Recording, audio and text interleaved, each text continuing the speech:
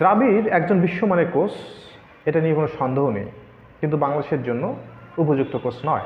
দ্রাবিড় কেন, দ্রাবিড় থেকেও যদি ভালো মানের কোচ থাকে বিশ্বে, তারপরেও সে এসে বাংলাদেশে ইফেক্টিভ কোনো রেজাল্ট এনে দিতে পারবে না। আগে বুঝতে হবে আমাদের সীমাবদ্ধতাগুলো কোথায়, প্লেয়ারদের সক্ষমতা এবং প্লেয়ারদের বিকল্প না থাকা, পরিকল্পনা বাস্তবায়ন না করা, এগুলোই হলো মূল কারণ বাংলাদেশে পারফর্ম না করতে পারা। দ্রাবিড়কে যদি আনতে হয় তাহলে বাংলাদেশের সার্বিক ক্রিকেট ব্যবস্থাপনা এবং যে ক্রিকেট ব্যবস্থাপনা থাকবে এজ লেভেল, এ টিম, হাই পারফরমেন্স টিম এবং শেষে জাতীয় টিম, সেক্ষেত্রে বাংলাদেশ অনেক উপকৃত হতে পারে। কিন্তু দ্রাবিড় সে সময়টা পাবে তো?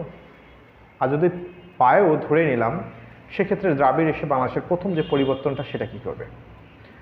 দ্রাবিড়ের প্রথম পরিকল্পনার অংশ হিসেবে আমি মনে করি প্লেয়ার উঠে আসার পাইপলাইন এবং সঠিক প্লেয়ারদের যাচাই বাছাই করা। বাংলাদেশের সবচেয়ে বড় যে সমস্যাটা হয় সেটা হলো যারা আর্থসামাজিকভাবে এগিয়ে বা যাদের আত্মীয় স্বজন ক্রিকেট সংশ্লিষ্ট কোনো জায়গায় রয়েছে, তাদেরকে অনেক সময় বা রাজনৈতিকভাবে অনেক সময় প্রভাবিত হয় ক্রিকেটটা, এটা আমরা জানি। দুই একটা এক্সেপশনাল থাকে না, এটাও না।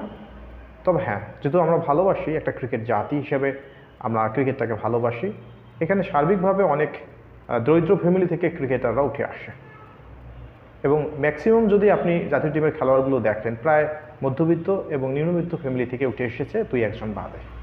সেক্ষেত্রে ওখানেও কি রাজনীতি বা ওখানে কি প্রভাবশালী কারো প্রভাব ছিল? না। আমি বলতেছি সার্বিকভাবে আপনি যদি জেলা পর্যায়ের কথা ধরেন, বিভাগীয় পর্যায়ের কথা ধরেন বা এজ লেভেলে জাতীয় টিমগুলোর কথা ধরেন, সর্বক্ষেত্রে যদি 100 জন প্লেয়ার কম্পিটিশন করে, এখানে আপনাকে 100 জন খেলোয়াড়কে নিউট্রালভাবে নিতে হবে। কারণ এনভায়রনমেন্টটা ওইভাবে ক্রিয়েট করলে, যদি প্রতিযোগিতামূলক ক্রিকেট রুট লেভেল থেকেই হয়ে আসে কোনো ধরনের পক্ষপাতিত্ব ছাড়া, সেক্ষেত্রে আমরা জাতীয় পর্যায় পর্যন্ত একদম নিউট্রাল ক্রিকেটার পাবো। সেক্ষেত্রে আরও ইফেক্টিভ কিছু ক্রিকেটার আসবে যারা দেশপ্রেমে উদ্দীপ্ত হয়ে এবং ক্রিকেটটাকে ভালোবেসে, খেলাধুলাকে ভালোবেসে দেশের জন্য নিজেকে উজাড় করবে। আমরা বর্তমান কারেন্ট টিমে যদি দেখি, Tanzid Sakib one of the best dedicated player, যে শুধু ক্রিকেটকে নিয়ে কাজ করে।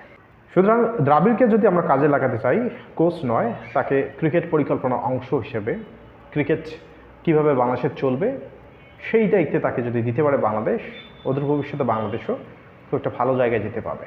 ধন্যবাদ সবাইকে।